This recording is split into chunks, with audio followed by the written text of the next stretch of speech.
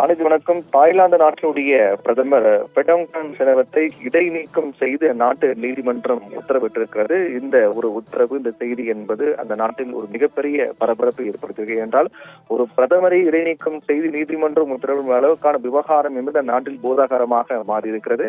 இதனுடைய பின்னணியை பொறுத்தவரையில் தாய்லாந்தினுடைய அண்டை நாடான கம்போடியா எல்லையில் நிலவக்கூடிய பதட்டங்களை தணிக்கும் விதமாக அந்த நாட்டினுடைய முன்னாள் பிரதமரும் கம்போடிய செனட் தலைவருமான ஹுன் சென்னுடன் தாய்லாந்து பிரதமர் தொலைபேசி உரையாடி இருக்கிறார்.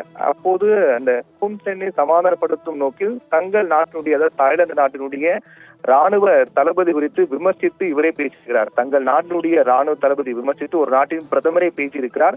இந்த உரையாடல் அடங்கிய ஆடியோ தான் வெளியாக இருக்கிறது. அந்த ஆடியோ தான் மிகப்பெரிய ஒரு பரபரப்பை அந்நாட்டில் ஏற்படுத்தியிருக்கிறது. அவரை இடைநீக்கம் செய்யக்கூடிய அளவுக்கு அந்த ஆடியோ என்பது பூதாகரமாக மாறியிருக்கிறது. அந்த ஆடியோவில் அந்த நாட்டினுடைய தலைவரை சமாதானப்படுத்தும் நோக்கில் தங்கள் நாட்டில், தாய்லாந்து நாட்டினுடைய ராணுவ தளபதி எப்படி விட்டு கொடுத்து பேசலாம் என்று அந்த நாட்டு மக்கள் அந்த ஆடியோ வெளியான பிறகு கொந்தளிக்க தொடங்கியிருக்கிறார்கள். இந்த உரையாடல் அடங்கிய ஆடியோ கசிந்ததை அடுத்து தாய்லாந்து பிரதமருக்கு எதிராக தொடர் போராட்டங்கள் அந்த நாட்டில் வலுப்பெற்று வந்தது. தொடர்ச்சியாக ஒரு பதவி நீக்கம் செய்ய வேண்டும், பதவி விட்டு விலக வேண்டும், இப்படி தங்கள் நாட்டினுடைய ராணுவ தளபதியை மற்றொரு நாட்டு தலைவருடன் விட்டுக் கொடுத்து பேசலாம் என்றெல்லாம் மக்கள் கோரிக்கை, அந்த குற்றச்சாட்டை முன்வைத்து போராட்டங்கள் எல்லாம் தீவிரப்படுத்தினார்கள். அவர் பதவி விலக வேண்டும் என்று எதிர்க்கட்சிகளும் தொடர்ந்து வலியுறுத்தி வந்தன. இந்த விவகாரம் தொடர்பாக நீதிமன்றம் விசாரித்தது. தாய்லாந்து நாட்டினுடைய அரசியல் அமைப்பு நீதிமன்றம் விசாரித்தது. அப்போது பெடோங்டன் சினவத்தை அவர் முழுவதுமாக அந்த பதவியிலிருந்து நீக்கம் செய்வதற்கு வரையில் அவர் இடைநீக்கம் செய்வதாக உத்தரவிட்டிருக்கிறார்கள்.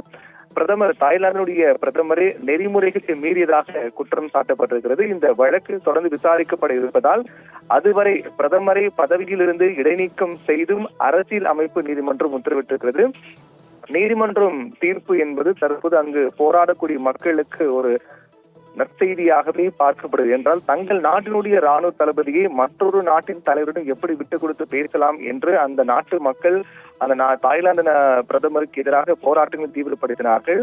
அந்த விவகாரத்தை அடுத்து உறுப்பினர்கள் அனைவரும் அவருக்கு எதிராக நம்பிக்கையில்லா தீர்மானம் கொண்டிருந்தார்கள். கிட்டத்தட்ட 36 செனட்டர்கள் நீதிமன்றத்தில் மனு தாக்கல் செய்தார்கள்.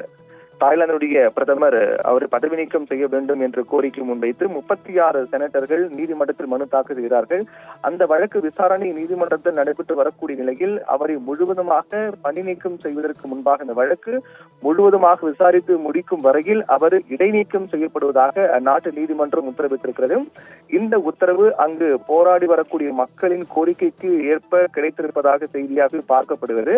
விரைவில் இந்த வழக்கு முழுவதுமாக விசாரணைக்கு வந்து விசாரணை முடிந்த பிறகு அவர் முழுவதுமாக நீக்கம் செய்யப்படுவார் என்று எதிர்பார்க்கப்படுகிறது. தற்போதைய நிலையில் தாய்லாந்து நாட்டினுடைய பிரதமர் பதவி இடைநீக்கம் செய்யப்பட்டிருப்பது என்பது அந்த நாட்டில் மிகப்பெரிய ஒரு பரபரப்பான செய்தியாக பார்க்கப்படுகிறது. ஆனந்தி, தகவல்களுக்கு நன்றி பிரவீன்குமார்.